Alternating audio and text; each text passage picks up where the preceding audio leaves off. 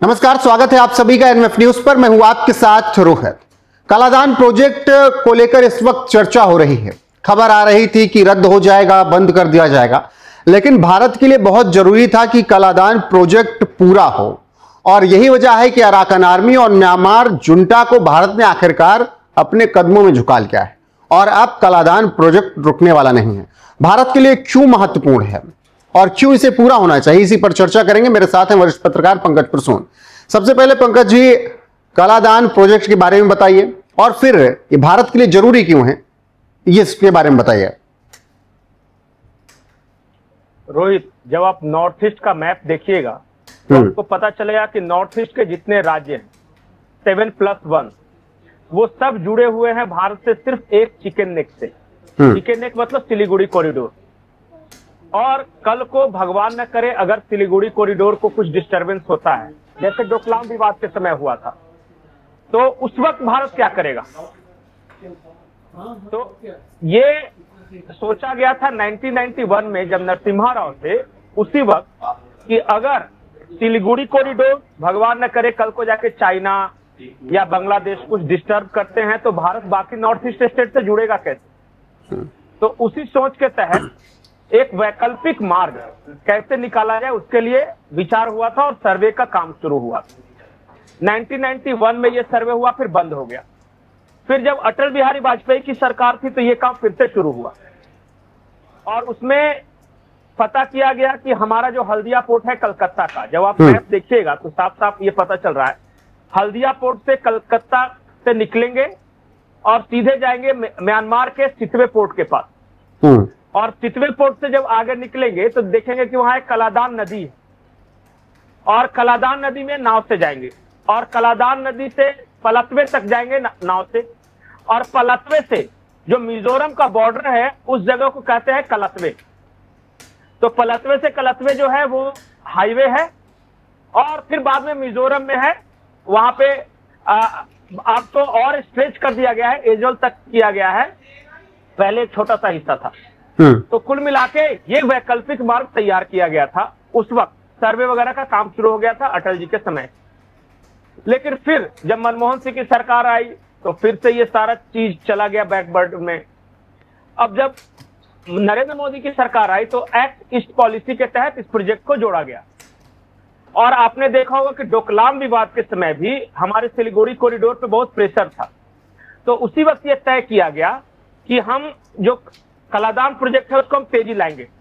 तो ये विकल्प के तौर पर देखा जा रहा है भविष्य के, या फिर प्रायोरिटी पर होगा? नहीं, काम बहुत हद तक पूरा हो चुका है, ये बहुत तेजी से काम हुआ है। सबसे पहले तो ये जो पोर्ट टू पोर्ट था, जैसे कि कलकत्ता पोर्ट से लेकर सितवे पोर्ट तक, वो तो पहले से चालू था, बिल्कुल चल रहा है, वो उसमें कोई डिस्टर्बेंस नहीं। जो नदी है कालादान नदी, भारत ने बाकायदा उसकी गहराई बढ़ाई है और 133 टन तक का जहाज वहां पे आराम से नेविगेट कर सकता है, वो काम भी पूरा हो गया है।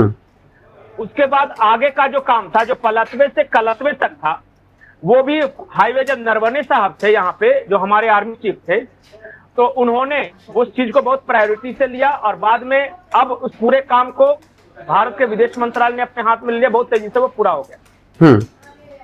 अब तो एक और एक्सटेंशन पूरा हो गया है। आपको पता होगा कि सिलीगुड़ी से सिलचर और शिलोंग से सिलचर ये रोड भी पूरा हो गया है।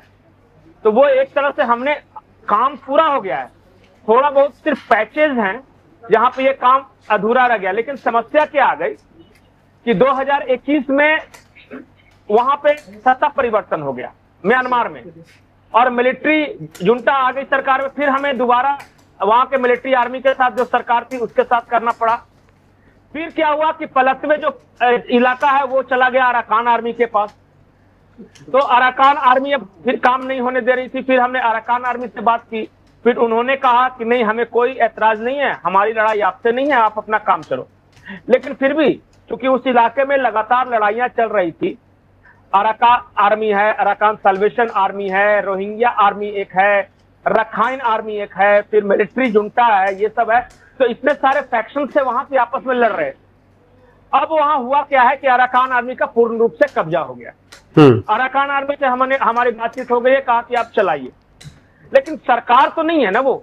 हमें तो म्यांमार के इलाके में जाने के लिए म्यांमार की सरकार, वही सवाल है, अराकान आर्मी सरकार नहीं है। मान लीजिए आज को वो कह रहे हैं कि ठीक है प्रोजेक्ट आप पूरा कर लीजिए, कल को प्रोजेक्ट में आप पैसा लगा दें, सब कुछ लगा दें, फिर आप जान ही रहे हैं कि चाइना का इंटरफेरेंस किस तरीके से होता है, बांग्लादेश भी है, तो मुसीबत खड़ी नहीं हो जाएगी क्या फिर? यही भारत की सबसे बड़ी समस्या यह है कि वहां स्टेबिलिटी नहीं है। हम बात किससे करें? आज तक किसी ने, चाहे अराकान आर्मी हो या फिर म्यांमार के जो मिलिट्री गवर्नमेंट हो या फिर जो लोकतांत्रिक सरकार हो, किसी ने इस पे विरोध नहीं जताया। लेकिन सबसे बड़ी बात है कि वहां सरकार ही नहीं है ना किसी की। समस्या ये है। तो फिर भी हम अपना काम कर रहे हैं। अराकान आर्मी के कब्जे में अभी वो इलाका है, हम वो काम कर रहे हैं और पूरा भी कर रहे हैं, और लगभग 70% से ज्यादा काम ये पूरा हो चुका है मोदी जी की सरकार में। अब दिक्कत एक और आ रही है।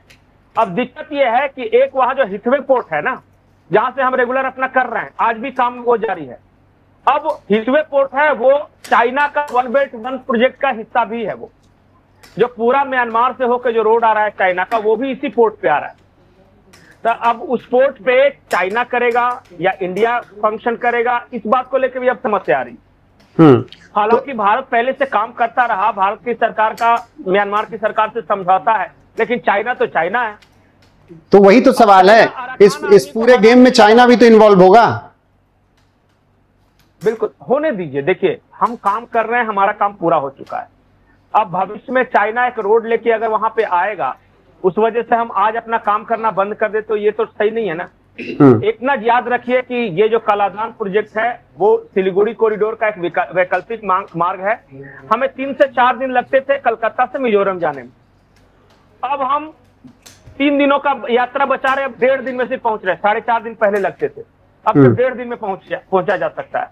और सारा कार्गो माल सब जा रहा है, हिथवे पोर्ट तक जा रहा है, किसी तरह की कोई समस्या नहीं। थोड़ी सी समस्या वो जो कलादान नदी और पलतवे से कलतवे तक की है। ये मुश्किल से 100 किलोमीटर का ये डिस्टेंस है। हाईवे तैयार हो रहा है, बहुत तेजी से, ज्यादा काम हो भी गया है, तो अब वहां कोई समस्या नहीं है। ये काम 2027 इसके अलावा क्या कुछ बदलेगा? अगर ये पूरा प्रोजेक्ट पूरा होता है तो क्या कुछ बदलेगा भारत के लिए? पहला, अगर जियो पॉलिटिक्स के लिहाज से बताऊं तो जो बांग्लादेश कह रहा था कि भारत का नॉर्थ ईस्ट जो है वो लैंडलॉक्ड है और Bangladesh is king of Indian ocean या बे ऑफ बंगाल, तो अब तो बांग्लादेश किंग नहीं रह सकेगा। भारत के पास वो रूट है कि बे ऑफ बंगाल से होते हुए हम अपने नॉर्थ ईस्ट को जोड़ सके। दूसरा, सिलीगुड़ी कॉरिडोर पे प्रेशर कम होगा। तीसरा, ये जो कालाधान प्रोजेक्ट है वो आगे एक्सटेंशन होना है। ऐसा नहीं है कि सिर्फ रखाइन प्रांत तक जाएगा, रखाइन प्रांत से आगे जाके फिर एक रोड है जिससे म्यांमार का रोड बोलते हैं उसको, नेशनल हाईवे म्यांमार में है, उससे हम जाके फिर म्यांमार क्रॉस करते हुए थाईलैंड जा रहे हैं। उसी रोड से फिर हम ये थाईलैंड का कोलंबिया, कौन सा देश है वहां, मतलब 3-4 देश में हम वहां वियतनाम वगैरह तक जा रहे हैं उसको, उसी रोड से होते हुए। तो लाओस, कंबोडिया है वो, हाँ, थाईलैंड से कंबोडिया और कंबोडिया से फिर आगे हम वियतनाम तक जा रहे हैं। एक रोड बन रहा है वहां से, और उस रोड का काम भी बैंकॉक की तरफ सब थाईलैंड में पूरा कंप्लीट हो गया है। सिर्फ म्यांमार वाला हिस्सा थोड़ा सा बाकी है। तो वो एक तरह से गेटवे फॉर नॉर्थ ईस्ट होगा। जितना व्यापार आएगा एशियान देश से, सब वो मिजोरम और मणिपुर में आएगा, और वहां के रास्ते से भारत से पूरा ट्रांसपोर्टेशन होगा, दोनों रास्ते से, सिलीगुड़ी कॉरिडोर और कलादान प्रोजेक्ट दोनों से। बिल्कुल। और कलादान प्रोजेक्ट क्यों महत्वपूर्ण है, पंकज जी ने विस्तार से बताया कि और इससे क्या कुछ बदलेगा भारत के लिए, व्यापार के नजरिए से क्या कुछ बदलेगा, जियोपॉलिटिक्स में क्या कुछ बदलेगा, इस पर चर्चा हमने की। पंकज जी, आपका बहुत बहुत शुक्रिया चर्चा को विस्तार देने के लिए और ये बातें साझा करने के लिए। बाकी दर्शकों से यही अनुरोध है कि वीडियो को शेयर करें, लाइक करें, चैनल को सब्सक्राइब करना ना भूलें। बने रहें हमारे साथ। नमस्कार।